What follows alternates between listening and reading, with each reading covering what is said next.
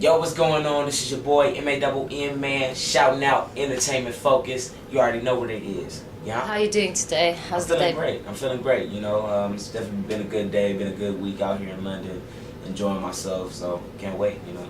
Have you been enjoying our city so far? Yeah, London's shown me a lot of love. They've definitely been treating me with a lot of hospitality. So I love giving energy back when it's shown to me. So it's been good.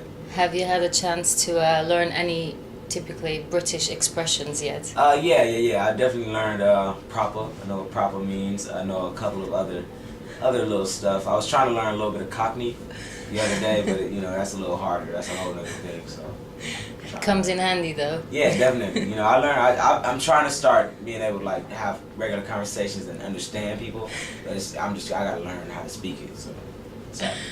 So tell me a bit about yourself, because obviously you've kind of exploded into the music scene with your hit Buzzin'. Right. How did you get your big break into the music industry? Well, I was born and raised in Los Angeles, and at 16 years old, I got found performing at this one spot in LA, just like a cool little spot. And my manager Jamie Adler found me, brought me to Steve Lobel, and I went to J.R. Rodham with a song. Well, Steve brought me to J.R. Rodham with a song called Jerkin, which is about the LA dance movement. I was just, young, trying to just, show a whole nother side of LA. And from there on, me and JR just kept making records. And then we, 3 years later, we stumbled upon a record called Buzzin'. And that's how it just happened. It blew up out here and it blew up in America. And, it's a song that just really represents who I am and the type of fun I like to have. Because you're quite young, but your type of music is quite old school. Right. Is that the kind? What did you listen to when you were growing up? I listened to what everybody who was older than me listened to. Like all my mom, my auntie, everything they listened to is what I was listening to. So that was all like the old school West Coast music, all the like slow jams, all type of stuff. Like I just came up listening to really good music. I didn't start listening to music like in the 2000s. I was listening to music in the early 90s and everything also. So you were set to do that straight away? Yeah. I I just love music. I love music at a very young age too. Are you quite feisty in the studio then? Say it again? Do you know what you want when you're in the studio? Yeah, when I'm in the studio, I don't go to the studio and just look confused or anything. I go to the studio knowing exactly what I want to attack and how I want to attack it. And I just really try to go to the studio and treat it like work. I go there and get it done. But I have fun at the same time. Cool. So your new single's coming out here, Yeah. The Mac. The Mac. I know what the original one's about, because it's an English song originally. Right. Tell me what your version is about. Well, the original version is definitely about heartbreak, which was a cool concept to bring it like The Mac is back. Well, my version is really just about concept of partying with girls and just having fun. Having fun with a lot of girls, and just being just surrounded by a lot of pretty women. That's like every man's dream. Every man wants to be around a lot of women, and that's what I've been doing. Like when I come out, a lot of my fans are girls. A lot of my girl fans, I kick it with them in the club, and it just makes sense, to have the Mac. I'm the Mac. These are my home girls. We be kicking it and having fun. So that's what it's about. And Snoop Dogg's on it as well? Yeah, definitely. How was that for you? Working with Snoop is amazing. I'm a big fan of Snoop and have been since I was a little kid. So getting him on a record with me is just like that's just a big deal. I need a West Coast stamp, and Snoop Dogg is the biggest, to do it. So it feels amazing. Yeah, he's definitely this really cool, chill guy, and Right. has this aura about him. Did you learn anything when you were? Did you work together in the studio? How did that work? Well, when we did the Mac, I sent it to him because I know he liked Buzzin'. He was really a fan of Buzzin', and we wanted to do something. And we sent him the Mac, and he loved it. He just did a verse because he was really on the road doing his own tour stuff. He did a verse, sent it back, and we loved it and we went with it. And we shot a video last week though, and that's when we really got to kick it in, really talk. And he was just telling me what he thinks I should do, and him and 50 really just gave me really good advice. Just as older homies in the industry. They gave me, a new artist a lot of love, and that's why I appreciate both of them.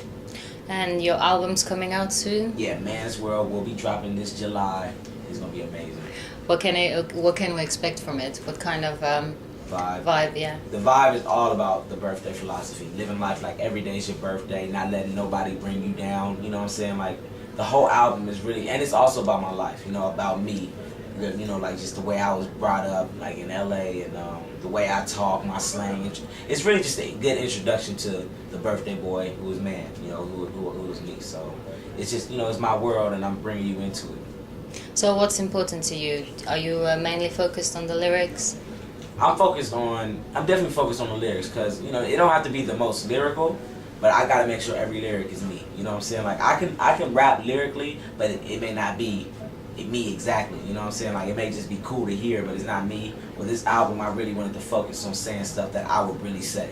That, you know, you get to know me, you'll be like, yo, that's really man talking. That's really, you know, that's really the way he talks. You know, so it's really just about the realness. You know, more than just the lyrical aspect. I just wanted to keep it all the way real with this album. So you've been in the UK for a week, you said. Yeah. What do you think of our hip hop scene or grime scene? Have you had a chance to hear any? I haven't had a chance to really get into it, but people have been telling me a lot about it, and I'm anxious to really go in and dig myself into the music, you know, because I definitely hear it, and I kind of like, I see it's like a different type of style of hip hop, and I think it's dope, but I just got to get into it, you know, so I can really understand where it's coming from and the roots of it and stuff, you know, but, you know, I support anything that, you know, that's definitely good, and I think that it's really good, and it's really, you know, creative, so I can't wait to get into it. Is that something you would consider, working with English artists? Yeah, that's what I've been trying to do. I've been trying to really get connected. You know, I don't really know how to like reach out, but I've been trying on Twitter and everything. So, you know, hopefully something happens. On the album, going back to the album, Right. what do you write about? What's on it? Because you said the Mac is mainly about girls, buzzing, about having a good time. What else? Well, I got a party song with T-Pain. It's called Get It Girl, which may be the third single from the album. And I got another record called Shaded Up Chillin'. It's about me kicking it, but kicking it like a real people kicking, not a big party or nothing. It's just you and your friends and what y'all do. You know, like it's a real song that I think everybody can relate to. I got a couple like a relationship song on there. I got the way, like my whole story on how it breaks down to how I got found, how I got into music. It's the first song. It's called Gold Herringbone. And you know, we're really just, you know, just touching all different aspects. You know, it's short. It's like a 9-song album, but it's short, but to the point. Like you know who I am after you hear the album. And in terms of seeing you live, when can we expect to see you live in the UK? I'm performing a lot actually out here this week, and you know, I'll be back in July when around the time the album drops to really just keep performing. And you know, I just love performing. My whole show is definitely just live. Like I just love performing. I love like just being in front of people. I love communicating, talking, eye contact, everything. So, you know, you can definitely expect a lot of energy from my show and a lot of just a good time, you know. Cool. And obviously it's festival season over here in the UK. Do you think you're going to be playing at any festivals this summer? Yeah, I know when I come back I'll be playing at Mallorca.